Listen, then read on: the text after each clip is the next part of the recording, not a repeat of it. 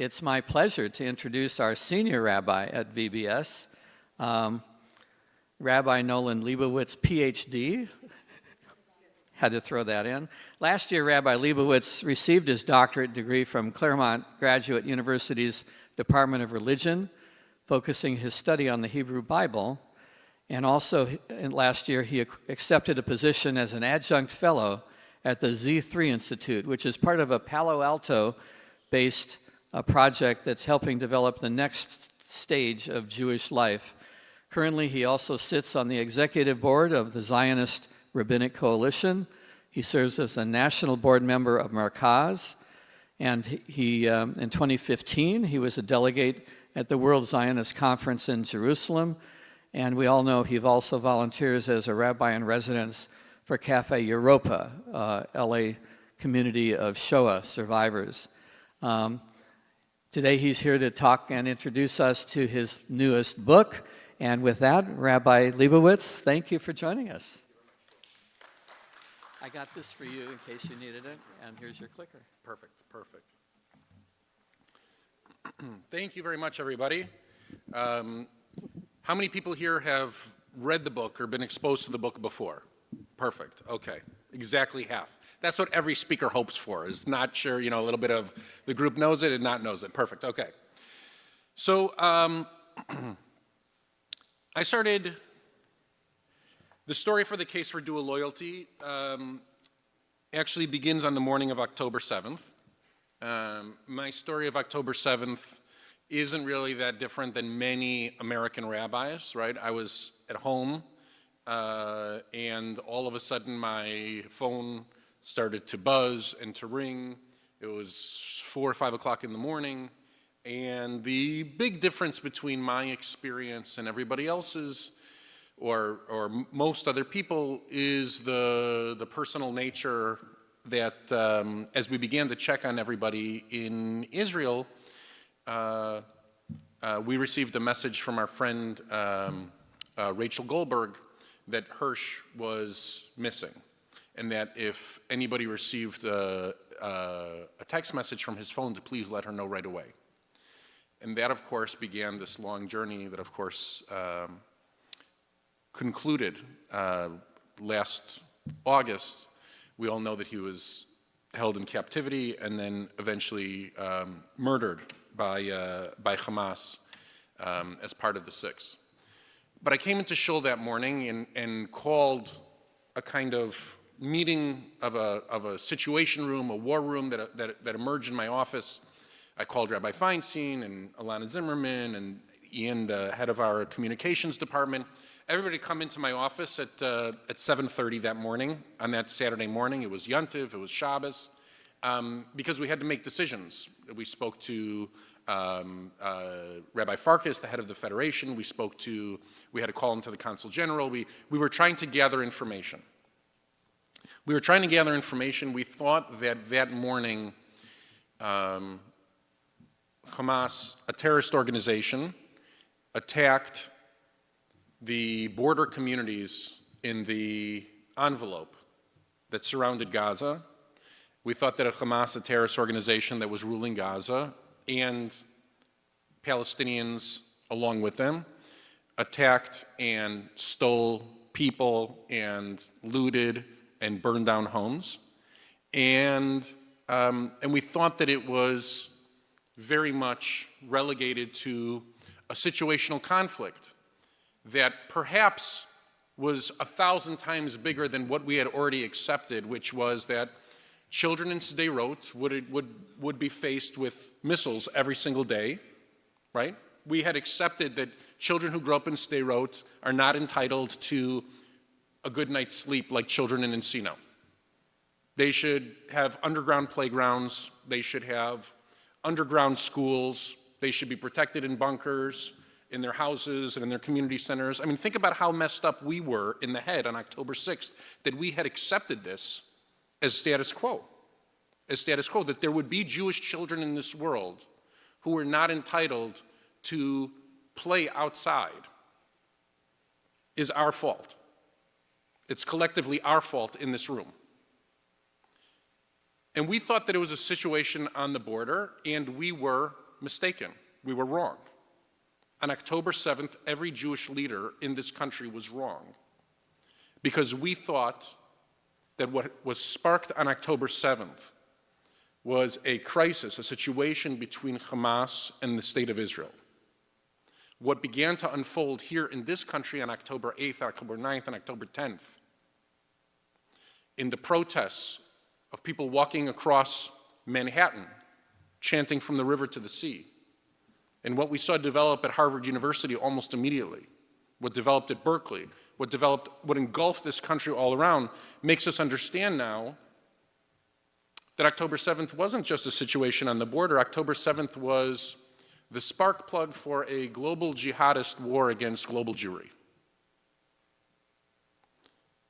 You don't have to think very hard about it to understand that once you learn the timeline, on October 8th and 9th, the heads of Zaka, and I've sat with the head of Zaka in my office here and also in Israel, Zaka had not yet even collected all of the remains. You can't even say bodies, because in many cases there weren't bodies.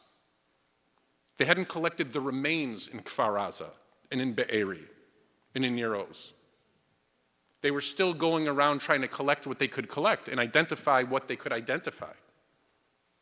No counter-strike had been developed. Israel hadn't begun amassing troops. Israel was in complete disarray.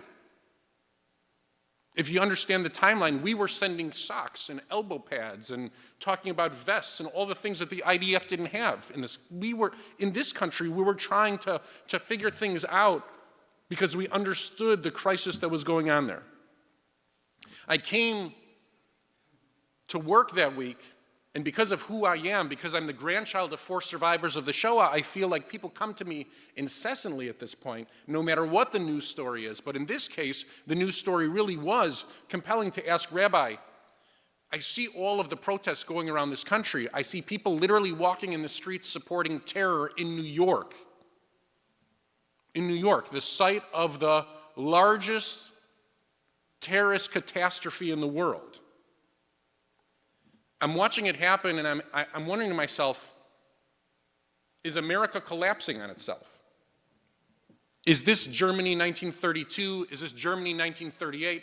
Because those are the 2 years that American Jewry is constantly fixated on. Is it that? Is it that? Is it that? No matter who the president is, no matter what the circumstances, we're constantly asking ourselves, we want to make sure it's not Germany 1932 and Germany 1938. And I would come to work every day and I'd face these questions, and I sat on the bima one Shabbos, and I sit in a very fancy chair, just like 6 to 8 or 10 feet away from the Aron Kodesh. And I sat with my head in my hands. I thought to myself, my gosh, I wish there was a book that told us. I wish there was a book that told us the story of our people in terms of where we've been and where we're going, and that it's all going to be okay in the end. I wish that such a book existed. And then I stood up and I walked up to the microphone and I said, please rise, page 139, the Torah service. And I turned around and we opened the ark, and sure enough, there is such a book. There's such a book that tells us exactly where we've been, exactly where we're going, and then it's all going to be okay. And that book is actually called the Torah. It's in the ark. And then I looked at the book and I looked at the Torah in the ark, and I noticed something I'd never noticed before. I noticed that those 2 flags that are on the cover of my book, that's so controversial, so provocative that there are institutions in this country who say, like, we'd prefer you not come and talk, even though I'm being booked all around the country. I was just in Cleveland and Chicago and Las Vegas, and I'm doing a Texas tour in a few weeks of Dallas and Houston and Austin. I'll be coming back to Chicago. I was in Miami. But there are people who look at this and say, this seems a little bit too provocative for what we want in our community, and that's fine. But I noticed in that moment that the Israeli flag and the American flag flank our holiest space in this community. And in fact, every community that I've ever been a part of in the United States has featured these 2 flags. Now, we don't necessarily like to talk about what that means. I've never had a problem talking about ideas that make people uncomfortable. Because I think that if it's tethered in the truth, we should start saying these things out loud. We start saying these things out loud. So I began thinking about why is it that those two flags have been like that and are like that and will always be like that? Why is it that we don't like to talk about it? And it's from that idea that I began writing this book, The Case for Dual Loyalty. So in my first chapter, I try to answer the question, right? Is this diaspora experience over? Because the dirty question, the secret question, the question we don't like to ask ourselves, but the question that we all acknowledge is that every diaspora experience before this diaspora experience has ended. It's ended, right? We all understand that. So, and I would say that those diaspora experiences, you could say, well, Rabbi, there are Jews that still live in France, and there are Jews that still live in England, and there are Jews that still live in South Africa, and there are Jews that still live in Australia, and there are Jews that still live in Canada. And it's true, and one of the assumptions in the book, and I write about this, is there are Jews that live in all those places, but more than 90% of world Jewry now lives in only two places, right? The United States and Israel. And every year from this year forward, the percentage is going to grow from 90. Last year was the largest year of Aliyah in Israel's history, of people moving in. This year will now be the largest year of Aliyah in Israel's history. Every year from this year moving forward, there will be less Jews living in France and England and all around Europe. And so basically the assumption, the working assumption should be for all of us that what happens to American Jews is going to determine the fate of diaspora existence. Diaspora existence, because American Jewish experience is quickly going to become the defining diaspora experience as we move forward, as the number grows from 90, 91, 92, 93, 94, and the percentage of Jews living in other places besides for these two countries continues to diminish. I looked at the Torah for an example, for a framework, and here I've described this 6 stages of diaspora experience. And it's about the Egypt story that we're about to sit down at our tables on Saturday night and tell the story to ourselves, right? The Egypt story begins in Genesis with Joseph heading down to Egypt, and eventually his brothers join him, and they adapt, and they become successful, and then Egypt doesn't like it anymore, and they try new treatment, and then eventually it explodes into full-on Jew hatred, infanticide. The Pharaoh tries to murder Jewish children. At that point, we begin the story of Passover that we're going to tell each other. Exodus chapters 2 through 15 that ends with our liberation, and chapter 15 is the Song of the Sea, when we part the Red Sea, when God parts the Red Sea and we cross through it and we're saved. And that aftermath includes us walking through the Red Sea, is us finding a new place to move. So you say to yourself, well, this works for Egypt. Does it work for every other diaspora in the history of the world? I would argue that it does, right? All you have to do is think about Germany. Think about Germany. Read The Pity of It All. The Pity of It All explains that Jews were so successful, Jews were so adapted, so comfortable in Germany in the 1920s that intermarriage in Berlin eclipsed 70%. 70%. One of the things that Jews have to learn is that we're not the first generation to experience this set of challenges.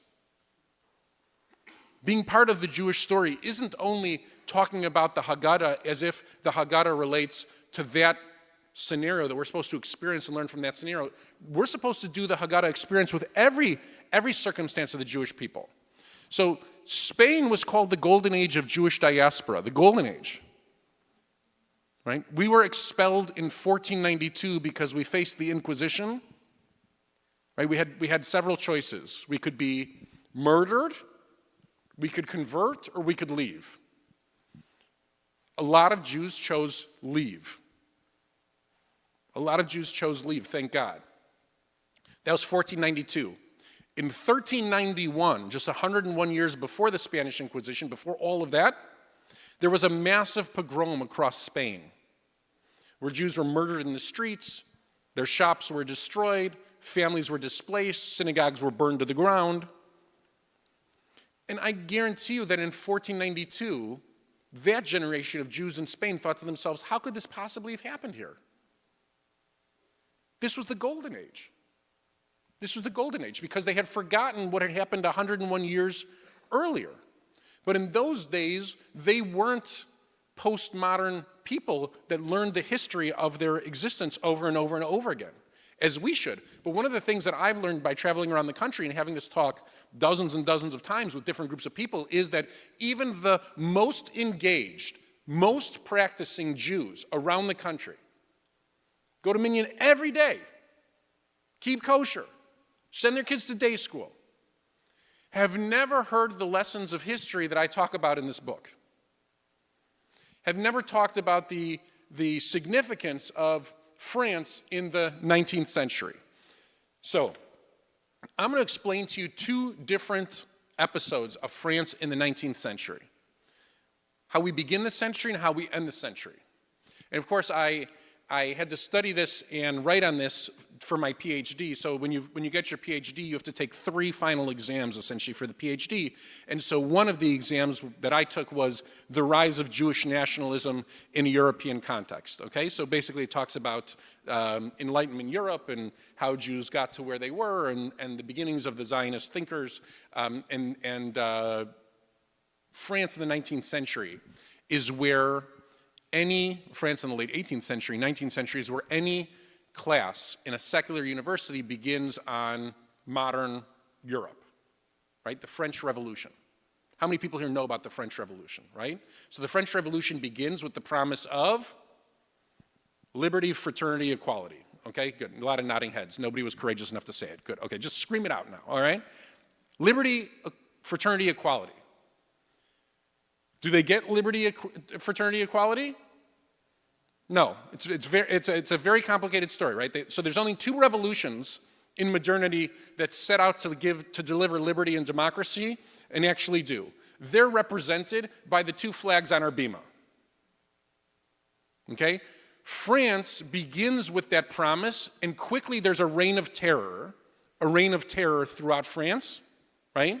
We move from the beauty of the songs of Les Mis at the very beginning. Then we see all those children get slaughtered, okay? And then ultimately, somebody of great stature, kind of small in size, but great stature, seizes control of France, and his name is Napoleon. Everybody's heard of Napoleon? Very good, okay? A lot of pictures of him. He always looks like this hand in his pocket. Okay. Napoleon comes to power and asks a really, really simple question. A simple question. He asks, if we're going to extend citizenship to all French people, at that time it meant French men, literally, why should we not extend it to Jews? And because he asks that very simple question, because he ponders whether Jews can be loyal French citizens, Jews in Poland begin composing songs about him that he is the Mashiach. Jews in Italy begin composing music dedicated to him.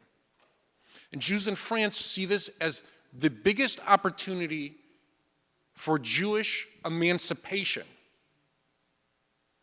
that the ghettos might be opened and that we might come out and live normal lives. Napoleon asks this in his inner circle of his palace, and there is a wide variety of opinions. Some people say, you're crazy. Jews can never be French citizens. Why? Why did this person say this? Why did this minister say this? Because he said, I see the Jews once a year, they sit down at this crazy dinner where they eat these very terrible crackers. We're about to have this crazy dinner with the terrible crackers soon, next week. And they have this whole meal, and then at the end of the meal, they say this very funny line. Next year in Jerusalem, very good, next year in Jerusalem. If they wanted to be French citizens, they would say next year in Paris. That's exactly right, in Paris. So he said they don't want to be French citizens. They want to move back. That's what they're trying to do. So the Ministry of Interior said, well, then let's ask the Jews which one of them is wannabe citizens, and we can call them into Paris, and they can take a loyalty oath. This is the beginning of the question of loyalty. They can take a loyalty oath. Now, Napoleon, in his brilliance, and he doesn't get enough credit for being smart. He gets credit for being ruthless. He gets credit for being, for having grand ideas of empire building. He doesn't get credit for being smart. He was a pretty smart guy. He comes up with an idea that, looking back on it, is flawed from the beginning, but he said, let's bring the Jews into the palace to tell us what it is that they think. Instead of us sitting around talking about Jews, why don't we bring Jews in? And he calls the great rabbi David Sinsheim, who I have nothing but sympathy for because of the way that this unfolded. And he says to David Sinsheim, form a committee of Jews, the most important Jews. He asks for the great assembly of notables of Jews in France. That's what Napoleon calls it. We call it something different. We call it the French Sanhedrin. Okay, if anybody's ever heard about it, the French Sanhedrin. So Rabbi Sinsheim appoints a committee of 70 people. How many people have ever served on a committee here at VBS? Yeah? So it tends to not result in clarity, especially if you imagine a committee of 70 people. 70 people come along. Could you imagine the mother who called Rabbi Sinsheim and said, my son was number 71, was left off the committee? Could you imagine the tsuris that was brought on Rabbi Sinsheim in this moment? So Rabbi Sinsheim forms this committee. They come, and Talmudically, he picks apart each of the questions. Imagine Napoleon. He unfurls this long piece of parchment filled with questions, right? Imagine Mel Brooks in History of the World. It's good to be the king, right? He unfurls these questions. He says, I have questions about Jewish practice. I have questions about Jewish law. I have questions about Jewish services, about theological beliefs, about blah, blah, blah. Sinsheim picks apart each question Talmudically and says, well, in this point, in civil law, Jews are more than happy to follow the French law. On these points, though, when it comes to life cycle, whether it be marriage or divorce or circumcision, we're certainly not going to bend on. But kashrut, we can have conversations about what Jews will eat and not eat, blah, blah, blah. And this takes over a year and a half. This committee is answering questions. Over a year and a half. He tries to answer Napoleon's questions within the framework of the questions themselves. How do we fit Judaism into France? Into the French conception? After a year and a half, something happens. Napoleon loses power. And this moment of Jewish opportunity is lost. And Europe says to itself, that was a terrible idea. We don't want to hear from these Jews again. Push them back into the ghettos and lock the doors. For the entire century of Jewish experience in Europe, basically not a whole lot that's good happens. Not a whole lot that's good happens. We get to the end of the century, and something happens not far from where the French Sanhedrin met, in Paris. A Jewish captain in the French military is put on trial. And his name was Alfred Dreyfus. And he's put on trial by a kangaroo court that finds him guilty of treason. Because remember, the question is loyalty, whether Jews can be loyal. They scapegoat him and they say that he could not be loyal because he's Jewish and he's treasonous. And they take his medals and they rip them off his uniform and they break his sword and they take off his beret. They take his croissant out of his pocket and throw it on the ground. And they humiliate him in public, and they find him guilty. And then he does something that is totally in keeping with the French 19th century that I cannot believe, and that I think changes the course of history. They, the crowd, as he's found guilty, they don't scream death to Dreyfus. This Parisian enlightened crowd, they chant in unison, death to the Jews. And there's one failed playwright, who's a struggling journalist. Thank God wasn't so great at either. He's standing in the crowd watching this unfold, and he thinks to himself, this is crazy. Now, what does he think is crazy? He thinks the scenario is crazy. The framework is not solvable, meaning to say, you can't fit Judaism into France when France presents the question in this way. We're doomed to fail. And then Alfred Dreyfus does something after they've stripped him, after they've humiliated him, after they've condemned him to prison. He exclaims, he screams out in front of the crowd, "Viva la France!" Long live France.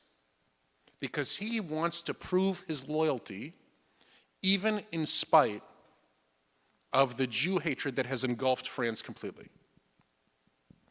The struggling journalist's name was Theodor Herzl. And according to legend, he leaves that trial, he heads back to Vienna, and he sits down to pen a book that is much shorter than the book that I wrote. And that book is called Judenstaat, the Jewish state. And that is the beginning of political Zionism. There were Zionists before him, never as charismatic, never as effective. Theodor Herzl steps forward and presents this as the ultimate idea. We go and we build for ourselves a Jewish state. We can't answer these questions within the framework of France, but we can answer these questions within the framework of Judaism. Because we can't ever square with the round hole. We have two different examples here. One thinker, Napoleon, tries to get us to explain ourselves within the context of France, and the Jews respond by trying to think inside the box. We remain inside of the framework that he presented. Herzl rejects the framework completely and says, we need ideas of our own. We need ideas of our own. Now, before I get to the next slide, I want to just present this to you for a moment and ask the question. There was a revolution that occurred right before the French Revolution that was successful. It occurred here in this country. And in this country, do you know that there was not one founding father who ever asked if Jews should be extended citizenship? Isn't that remarkable? Isn't it remarkable that America was so successful, never pondered that kind of anti-Semitic strand in terms of whether Jews would be extended citizenship? And then France, just 13 years later,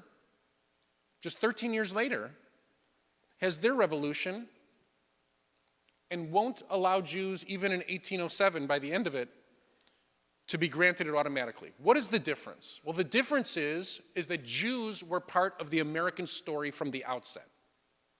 Have we had problems in this country? Yes. Have we thrived in this country? Yes. There was never a question of whether Jews were Americans, because Jews were part of the American narrative before there was an America. I grew up in a city in Chicago where when you head downtown, no matter what the field trip was in Solomon Schechter in those days in the 80s, right? We'd go to a Cubs game, we stopped at a statue downtown. Went to a Bulls game, we stopped at a statue. Art Institute, we stopped at the statue. Field Museum, we stopped at the statue. The statue was of George Washington with his arm around Chaim Solomon. And Chaim Solomon is a name that every Jewish American should be aware of. Because Chaim Solomon was the financier of the Revolutionary War. He allowed for George Washington to accomplish the goals that he set. That statue was defaced over the last year several times. Because I'm going to use two different examples, and I could be canceled for either one of them, right? There's two different viewpoints of American Judaism. Two great thinkers have set out different portraits of American Judaism. One of them is a great Jewish thinker by the name of Mel Brooks, right? The other is a great Jewish thinker by the name of Woody Allen. Every American Jew is either a Mel Brooks Jew or a Woody Allen Jew. What does it mean to be a Mel Brooks Jew? A Mel Brooks Jew means that the American story is so Jewish at its core that even Native Americans speak Yiddish. Right? Everybody's seen Blazing Saddles? Because if you haven't, I hope you run to see it because it'll probably be burned off of shelves very quickly because you can't say any of those lines out loud anymore. But in Blazing Saddles, even the Native Americans speak Yiddish. The American story is the Jewish story. And if you watch Annie Hall, and I don't think my kids will be allowed to watch Woody Allen movies either. I think those will be stripped out of the shelves as well. But if you go see Annie Hall, one of the great American films ever made, you understand that no matter what you do as a Jew, no matter how successful you become, when you get invited into the exclusive tennis club in Manhattan, you'll always be an outsider. They really don't want you there. Mel Brooks hypothesizes that Jews are at the center of the story of this country. And Woody Allen sets out that Jews are eternal outsiders, even in this country. I looked to the Torah for a framework to explain how it is that I think that our diaspora existence not only began but succeeded throughout the years in every diaspora framework before us, and in this one as well. And I came upon it in Jacob's ladder. Every answer that I'm ever looking for is in the Torah. Every answer that you're ever looking for is in the Torah. We just have to become comfortable enough to find it, educated enough to find it. In Jacob's ladder, there's a story where Jacob sets down his head as he's traveling outside of Israel for the first time. This is the first time that Jacob travels into diaspora. Now, Jacob is our collective father because we are all known as Bnei Yisrael. Very good, okay? We're all known as Bnei Yisrael, the children of Israel. Jacob's name is changed to Israel. Okay, so we're all Jacob's children. We follow in his footsteps. On his way out of the land of Israel, Jacob lays down his head and he has a dream. The dream is of a ladder. The ladder is set on the ground and extends all the way up to heaven. Very good. And in the Torah, it tells us that on the ladder there are angels ascending and descending. Now, Rashi, the great Jewish thinker, explains this by saying that the angels of Israel are so different than the angels of diaspora. Israel is so different than diaspora that even the angels, it's two different teams of angels that have to watch over Jacob. So as Jacob transitions out of the land of Israel, it's like a hockey shift, like the LA Kings, right? Have you ever watched an LA Kings game? That whole line comes off the ice and then a whole line comes on the ice. They don't sub out players one at a time. They do like 5 or 6 at a time, you know. And so all that equipment, they jump over that wall. I'm always super impressed. That's the most impressive thing I think about hockey. So Rashi thinks that the angels operate like professional hockey players in this way. And as Jacob is traveling between Israel and diaspora, one set of angels comes off the ice, the other set comes on the ice. I started to think about the ladder image. The ladder image. And I started to think about that the ladder extends up to heaven is to invite us in some way to climb even just a little bit higher, to ascend towards the heavens, to God, even in a little bit. How does that happen? Well, I'm not so athletic anymore, but I have to tell you that even as a rabbi, I would think to myself, if I was looking at a ladder, should I climb up the poles on the end? This is a practical question. Thank you for answering. No, you don't, right? I thought I was talking to a group that had never seen a ladder before. Thank you very much, right? You don't shimmy up the side of the ladder on the pole. And when you come down, you don't use the pole either. I talked about the ladder, when I thought about it, I began to reflect on it that it's actually the connections, it's the steps in between the poles that are actually the most safe and secure. The stronger the connections, the stronger that those steps are, the higher you're able to climb up the ladder towards God. Now, this is very much a two-dimensional image. This is an ancient image of what moving from diaspora to Israel would look like. There's a more modern way to look at it that makes it more three-dimensional.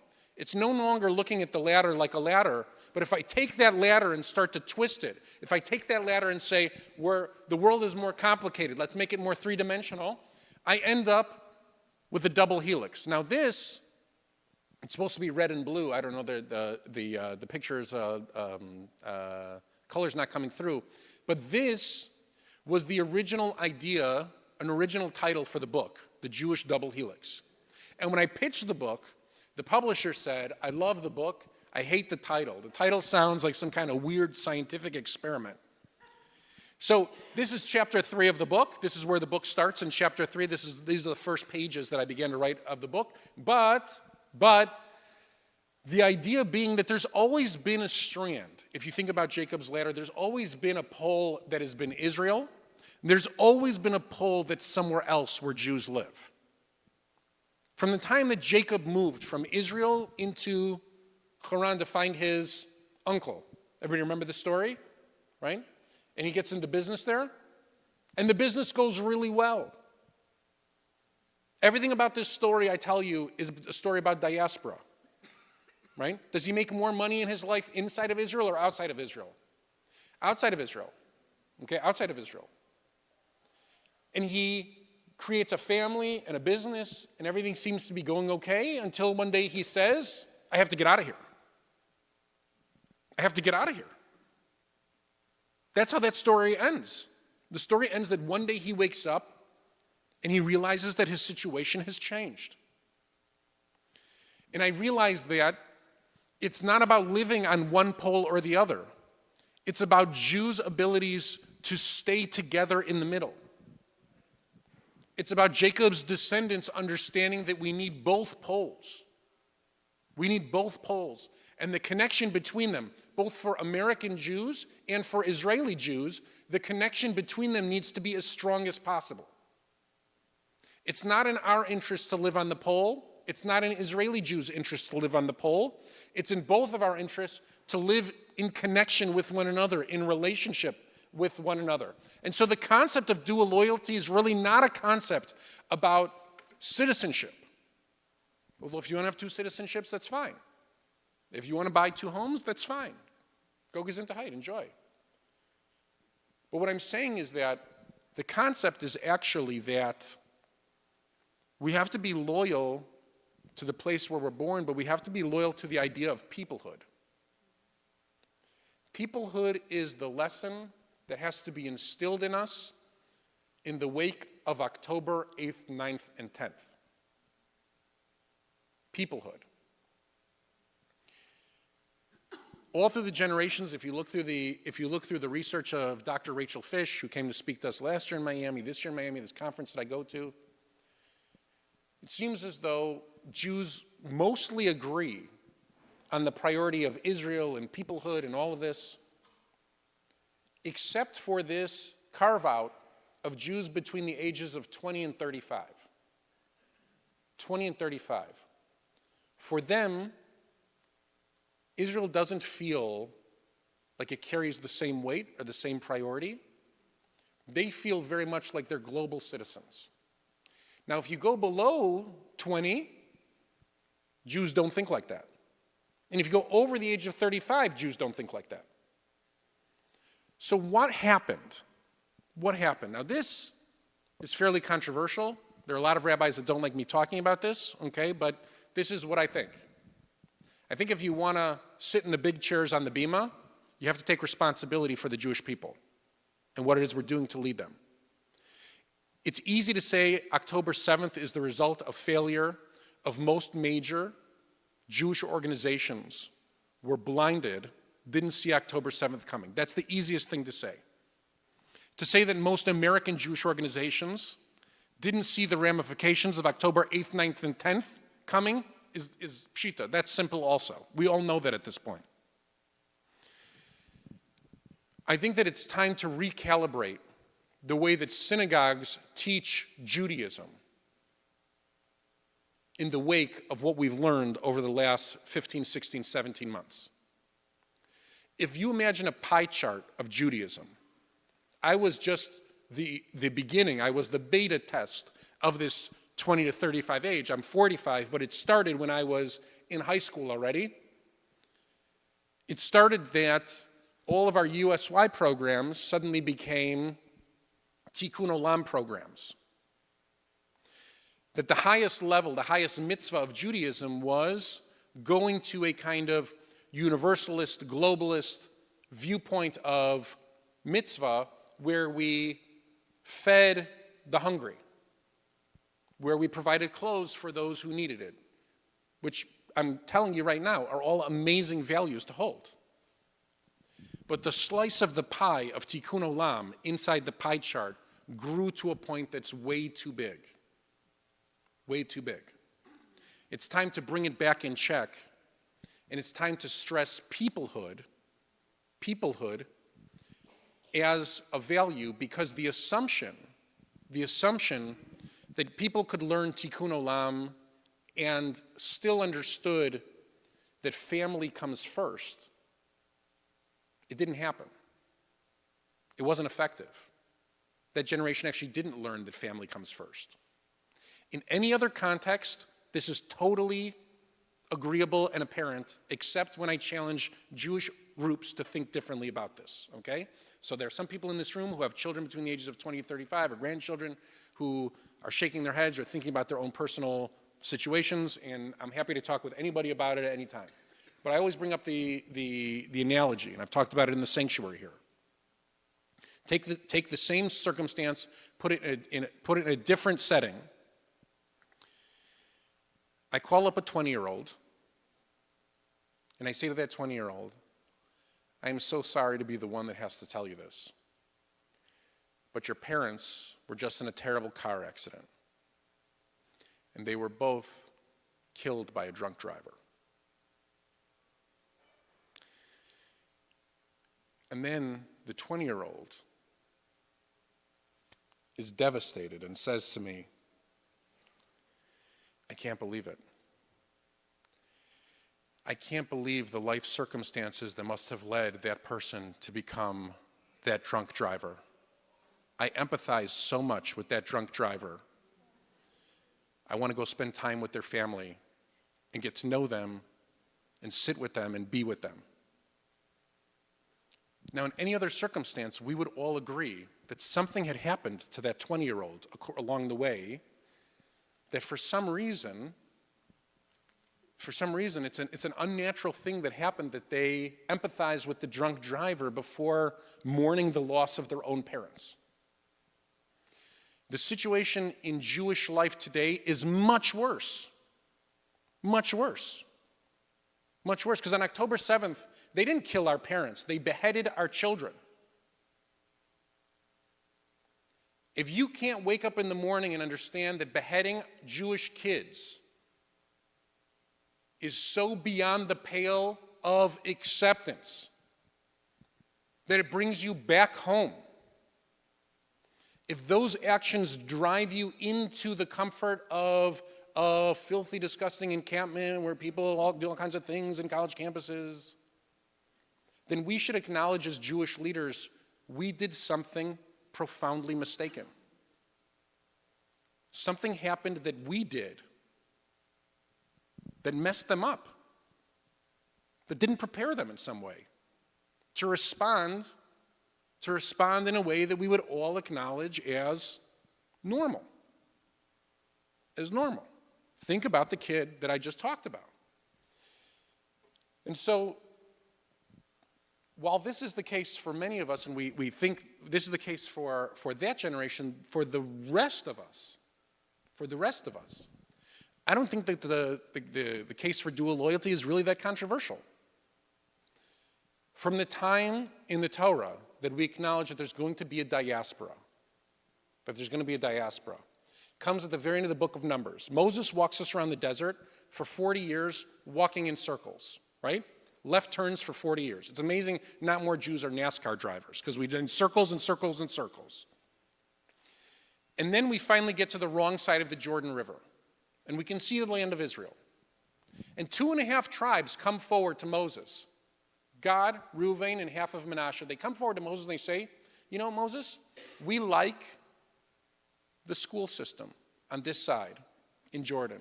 We like the sports teams. We like the language. We feel comfortable here. We have businesses. We don't want to go cross the Jordan River and head into the land of Israel with you. And Moses Do we think he was easygoing about it, or we thought he'll lose his mind? A little bit of loses. I can't tell if people need coffee here or people are just unaware of the stories. He's not okay with it. He's not okay. But he ultimately makes a promise, an ancient, ancient promise he makes us make. He says to them, will your brothers go to war inside the land while you live here? And the 2.5 tribes make the promise that anytime their brothers go to war, they will go to war with them. They will be there to support them. On October 8th, 9th, 10th, 11th, every day since October 7th, most Jews in America have fulfilled this obligation. We woke up devastated and we said, what can we do? That is and should have been the natural response of every Jewish person across the world. What can I do to help? And for most of us, for the American Jewish community at large, we fulfilled our promise that was made to Moses all those years ago. For some of us, we're still in the process of growing our Jewish identity, of understanding peoplehood. And so that's why the book sets out that for some of us, we'll be able to climb the ladder much higher than others. The book encourages everybody to just climb a little bit more. A little bit more. Try to ascend to the best of your ability. Try to just take the next step. Try to become a little bit more involved in peoplehood. Try to understand the value of the new oriented pie chart in some way. Try to take just one step whenever you're able. A lady in Chicago told me that after reading the book, she decided to wear a Jewish star all the time, publicly, to work, around. People have told me that they have decided to start supporting their kids' schools or religious school or whatever it might be. Each of us has a myriad of opportunities to support the concept of peoplehood in all kinds of ways. I don't like ending any kind of lecture with credit or saying that people are changing like this simply because of me, because the idea is not mine. The idea is not mine. This idea has been thought of before by many, many brilliant people. Nobody was paying attention. We didn't have our eyes open. And so I want to end with the quote that's in the book from 1915. I don't know how many people know him, but he's a pretty bright guy himself. Louis Brandeis. Okay? Louis Brandeis wrote in 1915, there is no inconsistency between loyalty to America and loyalty to Jewry, loyalty to peoplehood. The Jewish spirit, the product of our religion and experiences, is essentially modern and essentially American. Indeed, loyalty to America demands, rather that each American Jew become a Zionist. I would add one more sentence. I would humbly add one sentence to the end of Louis Brandeis' writing, and I would say, in fact, loyalty to America demands that each American be a Zionist. To be American is to support the ideals of countries that support the values that we believe in. The story of America is the story of American Jews. To turn on American Jews is to turn on this country itself. And people who do that, who advocate for that, who advocate on the turning against American Jews, they advocate on the cannibalization of the founding of this country, of the values that have produced this amazing miracle, this amazing experiment, generation after generation after generation. I make the argument, actually, that the fate of America rests on the fate of American Jews. We see that playing out in every aspect of debate around this country. And the reason why this diaspora won't go the way of other diasporas before it is because America holds the promise that other diasporas didn't of self-correction. There's a reason why, if you look at all the elections that occurred in this last election cycle, time and again, with only one or two exceptions, candidates that did not stand against the encampments, I'll say it all in the positive so it's easier to follow, candidates that stood with the Jewish people candidates that stood with Israel were elected. The louder and the prouder that you were in terms of your connection to Israel and your connection to Jewish people mattered to Americans, not to Jews. We elect very few people in this country. We have much less sway than we think that we do. It's our neighbors around us. Go ahead, please pick it up. Go ahead. It's our neighbors around us that watch what's happening on the news around the country and say, we don't like it. This isn't us. I hope and pray for our sake, both as Jews and as Americans, that America has learned this lesson and that we continue to figure it out. We have trouble in this country correcting. We don't generally self-correct, we overcorrect. Right? So we see something we don't like, and then we swing the pendulum way towards the other side. Especially today, because we don't have two normal choices ever. We have two choices at the far ends to choose from. So if we don't like the overcorrection, that's okay, because we'll come back to the center. We'll come back to the one side will notice the overcorrection, and they'll come towards the overcorrection, and we'll come back and forth. And that's why I end by thinking, and I end up talking about this is the most political thing that I'll say in the entire debate, in the entire presentation, because this is generally the first question that I get. I don't think, I have 2 minutes left, I understand, Joel. I don't think in terms of D and R anymore. I don't think like that. I never endorse candidates from the Bema. I never talk about politics from the Bema. But I travel around the country encouraging Jews to no longer think of D's and R's. For every Marco Rubio that I love, I can give you a Richie Torres that I love. Right? I can go play this game, stack them up right next to each other, people that I love from the D's, people that I love from the R's, because I think in terms of a lens of J. I think of what's good for the Jewish people. What's good for the Jewish people? There are a lot of people around this country that are good for the Jewish people. A lot. We need to acknowledge that. We're not alone. We're not as alone as we thought we were when we woke up on October 8th. We're not as alone as we thought we were when we watched the American flag drawn down and the Palestinian flag raised up at the center of Harvard University. We're not that alone. We're surrounded by people who care for us, who support us. And I think that the book teaches us the important lesson that actually the greatest American Jews have been people who have proudly made the case that their Americanism and their Judaism, their connection to this country and the connection to their peoplehood, are bound together in a sacred connection that can't be broken. My connection cannot be broken.